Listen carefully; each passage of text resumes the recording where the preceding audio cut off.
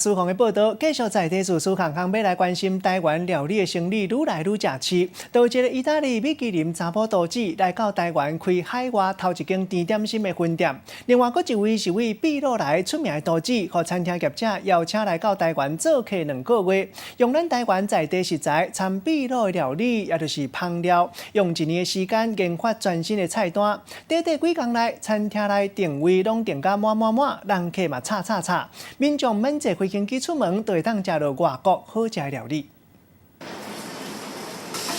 拍开的手用大火煎过煎甲香港酱，加上马铃薯糕、阿根廷青酱，佮放几蕊仔花，好看佮好食。后一出菜，佮甲互人脆软口口的。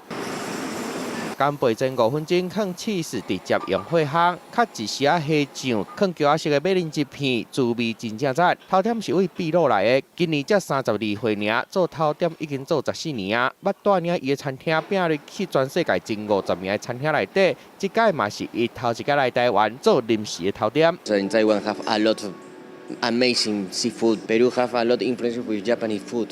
So we have a same similar, you know. It is very cool. 美术那变魔术同款，用台湾在地食材来自秘鲁的料理，这届来2个月，定位人客早就排满啊。餐厅业者讲，甲国外合作，希望让消费者唔免出国，买当食到外国好食的料理。邀请这些不定期的主厨来，然后这样子的方式呢，在美国那边也受到非常的欢迎。我们的特色也是我们有非常好的一个酒类的选择。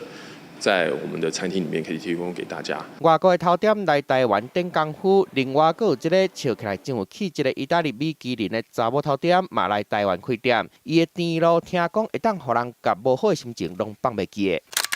酥酥脆脆外皮，用水烤塔起司加上糖柠檬柳丁皮，酸甜，搁有这个巧克力多慕斯，加上姜膏，搁有意大利的利口酒。台湾的市场含外国的头点嘛，买来抢。记者综合报道。